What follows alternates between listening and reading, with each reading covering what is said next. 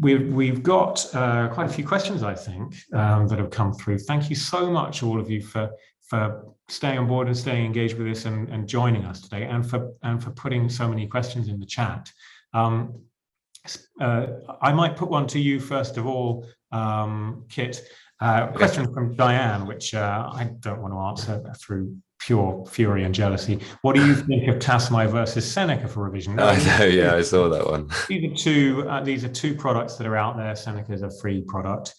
They have different strengths and weaknesses, and I think they could complement each other quite well. What's your opinion as a teacher who uses Tassomai? I do think they're both good, and I do think they have different strengths and weaknesses. But a student asked me almost the same question today, actually, and I said I like Seneca for covering a lot very quickly, but I don't necessarily think that it does the challenge as well as other products.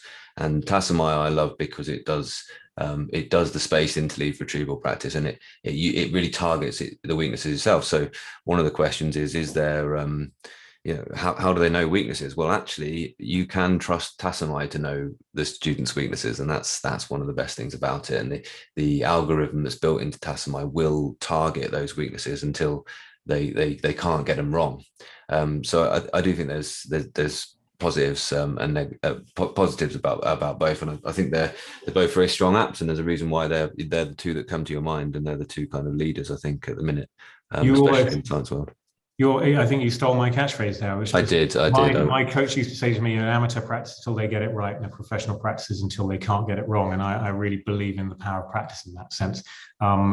So yeah, we do try and make sure we're setting the level of challenge right, and keeping all those plates spinning, not letting things drop off, but also keeping a balance between confidence building, quizzing, as well as not too much challenge. There was a question that just came in from Kavitha asking, will Tassomai include more descriptive kind of question? That's quite an interesting point, actually.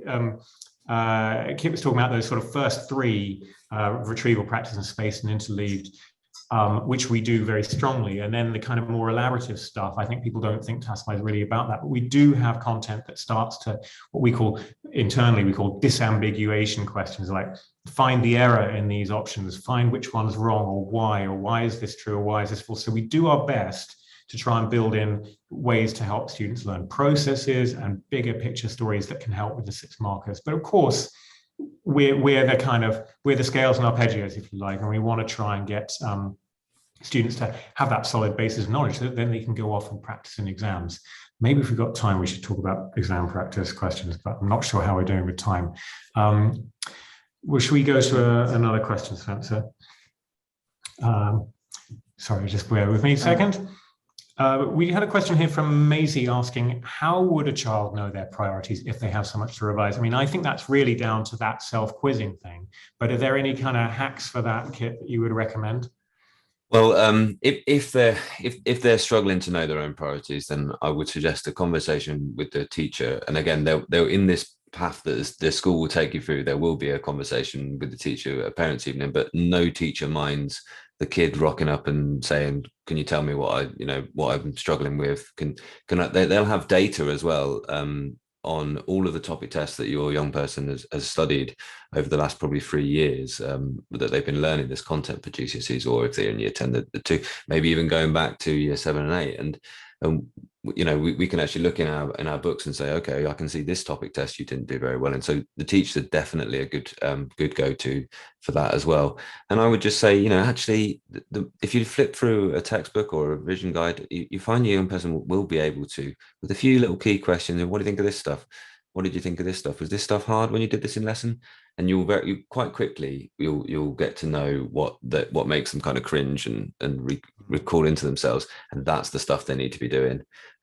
Whereas if left to their own devices, I'll start on a nice one, easy one. I'll start on a comfortable one. I'll get the ball rolling on structure of the atom again, which is key foundational knowledge that isn't really challenging. But even the contents page or a revision guide is essentially a description of everything in the specification. So just going through that with, I almost said highlighters, but remember I've banned those, haven't I, earlier on? So, but going through those and just, plus minusing them, or colored highlighters, red, amber, green. We do a lot of what's called RAG rating in schools, red, amber, and green, do I know it and I'm happy with it and I don't really need to work too hard on that, or is it red and I need to spend a lot of time on it? I hope that answers that question. Was it Diane? Was it? Yeah, I think as you said, like, you can't really know where you are until you sort of put yourself to that challenge, even if that challenge is like, how do you feel about this topic, or can you explain this? But the more you self-examine, the more aware you become. We haven't really mentioned the M word, which Mark Zuckerberg slightly ruined by calling his company Meta, but metacognition is just the most powerful aspect of learning to learn, learning science. Yeah. And that is essentially becoming aware of within yourself what's working, what's not working, that sort of self-witnessing and seeing, okay, that by doing this kind of practice, I now feel this much more confident, or I'm scoring this much better, and that sort of self-examination. So the more you can engage in conversation, or get your child to engage themselves in conversation, the more they can really get a sense of where they're struggling, where they're weak. But of course, not sorry to plug again, but if you're using the Tassomai app, you should be able to see on the tree where there are problem questions, where there are red leaves, or where there are questions that just keep coming back repeatedly and bringing in their friends to kind of drill on a topic. And that's really trying to raise that metacognitive process, that self-awareness. Right? And they love their trees. They love taking care of their trees, and they love showing them to each other. And I'll look at mine, and they love, what's that red leaf? What's that amber leaf? And it's very powerful in the lesson as well. If it's all right, I'll just go back. You mentioned, do teachers use it often enough? And we really use it. We show it in class. There are ways to show it without necessarily showing the students' names, and you can see individually the answers that students have given on individual questions as a teacher. So you can go down into this minute detail, and that's important for us to do as teachers. But the tree really is about the students knowing that, and the word metacognition is a key word. And knowing yourself as a learner, what is helping and what is not helping so much, is something that we keep going back to many times and time again. The whole mock exams and topic tests are essentially just big exercises in metacognitions for students. It should be about them saying, right, I've done this test, I've studied, and I've covered half the GCSE, and I've done a test on it. I'm going to go through that with a fine-tooth comb and find out about myself and find out my list of priorities. And the more you can encourage students to do that for themselves, the stronger learners they will become. Absolutely. We do have a few sort of technical questions about how to use the app and so on like that. And rather than use the webinar time for this, our doors are, I was going to say they're always open. I'm going home in a minute, but we keep office hours. If you get in touch with us by email, by calling, anything like that, we're only too happy to help, and we'll spend whatever time needed to kind of really just help you out and get you using the program well. So just get in touch and we'll talk you through it. Should we go to another question, Spencer? Where are we now in the questions? Can I tackle the one really quickly about not knowing how the GCSEs will look? I know that is the biggest kind of worry, isn't it? And what I would say over this whole time, it's been the unknown has been the thing, hasn't it? And I think with this current year 10 and 11, I think they're going to get much closer, much more likely to be much closer to a normal experience of GCSE, let's say. So I understand that it's very hard to keep motivated at home, and I've empathized with you deeply about that. And how will they look next year? I mean, they've published some changes. For example, in physics, they're going to give a formula sheet, and I would really trust your school on this one, and really trust your school and the teachers to be guiding them through the process. If something happens, as has happened in the last 2 years, then schools, we did a wonderful job. We worked incredibly hard, and it was very, very difficult to do. But at the forefront of our mind was making sure that kids got the experience and got the qualifications they needed to get to the next step. So whenever your young person is feeling in that way and worrying about it, then just please remember that schools are full of people that know and care deeply about the way they feel about that, and will take steps to make sure that they are looked after. Okay, I hope that answers that. Thanks, Kit. On to another question. We have a question from Elisa. Yeah. What's the best way to persuade my son's school to subscribe to Tassomai? That's a very smart question because it's considerably more cost effective done that way. The best thing is to just ask a member of the sort of senior leadership team to get in touch with us, or the head of science. It's usually science focused, but we do cover English and maths and literature and so on as well. So they can come to our website and get in touch. We do like half-term long free trials, so it's that kind of thing. We really do work with schools to make sure they can try before they buy and implement it well, so they're not kind of getting roped into the wrong thing. So it's just ask them to get in touch, and you can pretty easily find me and introduce us by email. We're also asked if there are any plans to expand subjects. We currently cover the big core ones: English, literature and language, and maths, and 3 sciences. But we are in the process of building geography, history, and computer science. It's a race to see which one comes out first, and so on. But they'll be coming out over the course of the next. That's great. Yeah, I would say on the one how to persuade your school is as an individual, give the free trial a go, and show it to them. If your young person really likes it, then take it and say, look, I'm using this, it's great, and show it to them, and then encourage them to sign up for a trial, I guess, as well. And as you say, get in contact. Absolutely. I like this one. I would like my son to plan his time. I like that as well. Any tips appreciated. So can I field that one quickly, if that's Please, right? Yeah. So what I would say is, rather than plan the time, plan the tasks, and then you kind of hold them to account that they got to knock off one of their tasks before they before they do something, before they turn on the Xbox or PlayStation or whatever, or like plan the tasks and say, look, there's a 10-minute task that you could get done now whilst you wait for me to pick up the other sibling or something like that, and just help them. I as a young person, I really hated the idea of a revision timetable, because I like to do whatever my mind takes me to. That's the way I felt about revision. I never did a revision timetable, and it didn't do me any harm. Some people love it because they're very routines orientated people, and they need to know what's coming up, and they need to know this night I'm going to do physics.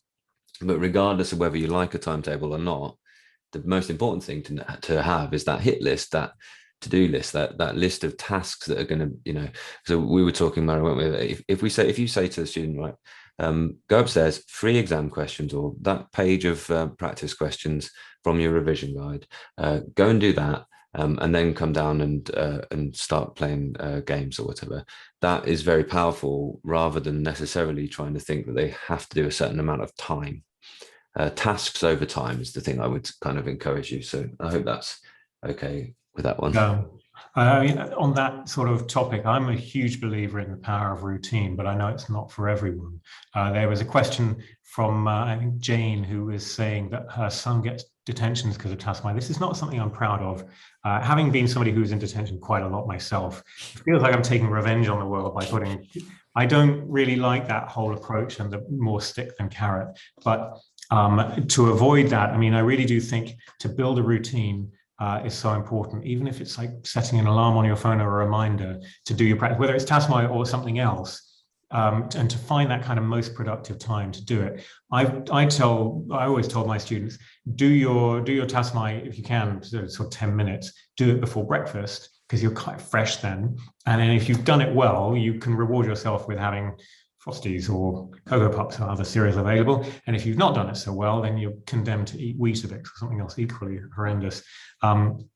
But those routine things work very well for most people, I would say. And there's an enormous power about building routine. I think it's absolutely transformative. But the key thing that's the thing about Tassomai, and build a small routine and then add to it. You can fit it in because it is 10 or so minutes to get a daily goal. It does fit into any routine. Sorry to interrupt. But I was going to ask you a question there, actually, because I remember listening to you on a different podcast the other day when you were talking about sort of different modes you can be in, almost, of like high productivity or less productive. Now, when I did my degree, I did a degree in music, actually, and my music professor, I was doing composition, made us do this thing where he said, you have to write a new 8-bar piece of music every day for a month and produce. And sometimes I felt I'm not that creative. I can't write a new piece of music today. But it was like you just have to churn it out until you get over the myth of creativity. And actually, it's just like, okay, you've got to be there and turn up. But actually, I think there's a lot of truth in what you were saying about there's certain modes of attention. Maybe you can talk a bit more about that and how young people can kind of identify that and then grab the moment when it's there. Yeah, I found it fascinating. Somebody told me about this. There's basically three modes of attention. There's really excited, really creative, and really like buzzing kind of energy. But that's the best. That's when it's like, wow, I feel great. I'm doing my work. I'm getting through it, and like you feel like you could just keep going, and you lose track of time. It's wonderful. And but basically, we only have about 2 hours of that kind of energy in any day.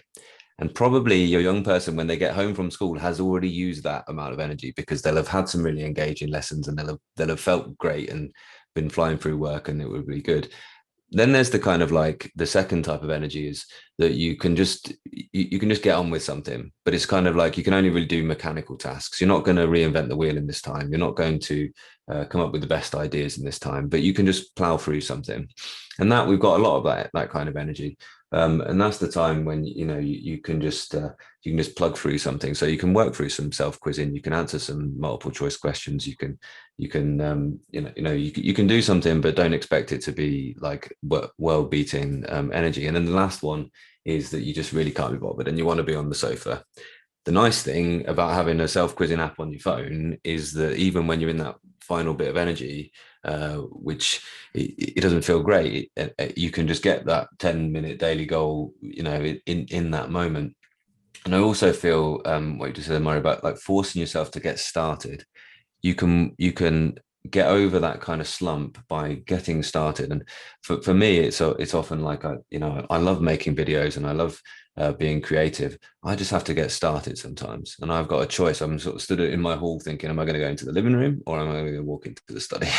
And if I walk into the study and I turn on the computer and I go for it, often I find myself having 2 hours of that kind of medium-ish type of energy after all, whereas I would have just slumped on the sofa.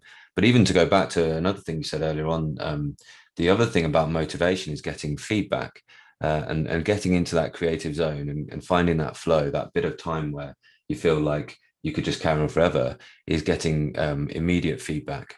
And that's something you said Tassomai does really well. So I don't know if you want to talk about that motivational aspect of getting immediate feedback. Like you try something and then you get told how you're doing and you get advised on how to improve, of course.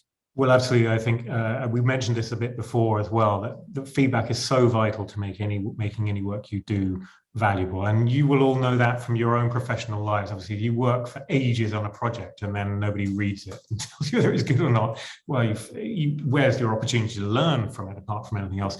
I mean, rather than talking about Tassomai, actually, we would very briefly, this is dangerous at this late stage to talk about exam technique, exam practice. But what I would tell my students is like, don't waste those past papers by like blasting through them in miles away from the exam, and do your revision, get really well up on the material if you can, but then don't do the whole exam for 2 hours or whatever it is. Or maybe there's time for one of those, but don't do the whole exam in one go and then be too exhausted to mark it. Instead, I would advise my students to like do that one question and then immediately go to the mark scheme and see, well, how did I do? Did I get it right or wrong? Sometimes flip it. Sometimes look at the question and think, how would I answer it? This is that self-examination process. Think, how would I answer? What would be the things I might talk about? Then go to the mark scheme and see what were they looking for. It's like, well, actually, those are most of the things I was going to talk about, but I missed that one. Okay, now I'm going to write my model answer based on the mark. So it feels like cheating, but of course, that's building feedback into your learning process, and it's so vital. So any revision that doesn't involve feedback is sort of less effective than if it does. So I would always look for that. In terms of using energy right and breaking up time, I think most people really benefit from things like Pomodoro technique, trying to do easy to find, but it's basically trying to work in half-hour bursts with 25 minutes of energy and then a 5-minute break to walk around the room. I'm unusual. I think I compared myself the other day to a nuclear power station. I take ages to kind of commission and warm up, and then I produce a lot of energy for a long time. So I tend to really avoid anything that's going to distract me or break my concentration, because it takes so long for me to get there. But most people, I think, it's better to kind of break things up, keep that energy, and then realize if I'm in that second mode, like Kit described, where I'm not that like feeling it, well, and I'll do those sort of more mechanical tasks and really just be sensitive to that. Yeah, and I think it comes back to the neat notes that they all kind of dream of having. They kind of want to be in that creative zone. You know, that feels good. You know, the young people are so committed today. I'm so impressed by young people every day. They're so committed to learning, and they want to feel like that. They want to feel like they've done, you know, an amazing thing. But actually, what they're kind of trying to do is write a textbook. I can tell you that takes an awful lot of time and an awful lot of that really creative energy. So don't expect that. Don't let them be disheartened when they actually get home from school and they just need to do something calm and mechanical, and that's the space they ought to be in, rather than thinking that it's going to be beautiful and they're going to make it look sort of aspirationally attractive, these notes. Yeah. Well, I think we're sort of out of time, but saving the best till last. The best place to go for online revision and help would be Kit's YouTube channel, Gorilla Physics. Maybe, can you put that on the screen? Yeah. GorillaPhysics.com. Please do take a look at Kit's videos, not necessarily even for your child doing their GCSE. You could go and take a look at these yourself and get a little bit more contextual knowledge. This is for science, of course. I don't know how your geography videos are coming along, Kit. But, you know, there's such a great resource. For revision tips as well, I have a lot of videos which are more the type of content we've been sharing today, but aimed at the kid themselves rather than the parent. And of course, Kit's written blogs and articles for us on our website, tassomai.com/blog, I'm going to guess, I think. Mm-hmm. Yep, got it right. Oh, it's written on the screen. Smashed it. Man. So, you know, if you look at our blog, there's lots of content from Kit, from other expert teachers, not as expert as Kit, but almost there. And I think I've even written some things in there. So do take a look at that material as well. And anything you want to find out about, you know, follow up on, I'm really easy to get hold of. I'm Murray at Tassomai.com. If you can spell Tassomai and you don't accidentally order a coffee subscription, then you're doing better than, well, somebody today who rang the wrong company. And as I say, Kit is on gorillaphysics.com, and his YouTube channel is just really second to none in terms of science learning content, and a really great resource to use. Thanks, thank you, Kit, so much for giving up your evening and joining us. Thank you. I really enjoyed it. Yeah, thank you so much. Thanks to you all for attending. And you know, we're part of the team, the school, the kid, and the parent. You know, we really are. It's a team effort, and it's great to see so many parents. And I hope that it's the thing I said at the start. If you follow this path of preparing for these mock exams, then there really is no need to worry, and there's no need to panic. We've had this, we've done this many times, and we know how to guide young people through it. So take this kind of advice, and I really hope that it's been helpful. Yeah, and you know, it wouldn't be suitable to end the lesson without giving you a bit of homework. So we'd love to ask for your feedback and let us know what you thought of the webinar. If there is anything else you'd like to know and chat with us, please do drop us an email. You can get me, Murray at Tassomai.com, as long as you can spell Murray and Tassomai. But the other bit of homework is, assuming that most of you are here because you sort of downloaded our GCSE survival guide, and I hope you found that useful as a resource. We'd love you to spread the word on that and share that with your friends. I'm sure you've got lots of friends who are in a similar position. If you get them to take a look at that and spread the word, then we can just increase our audience and run more of these sorts of events, and hopefully reach more parents and help them to help their children to approach the first GCSEs in 3 years with on an even footing and ready for the next level. So yeah, please do spread the word. Please do keep in touch. Thank you so much, Kit. Oh, and as Spencer reminds me, please do follow us both on social media. We're on Twitter and Instagram, and is Facebook still a thing? Is that a thing? Meta. Yeah.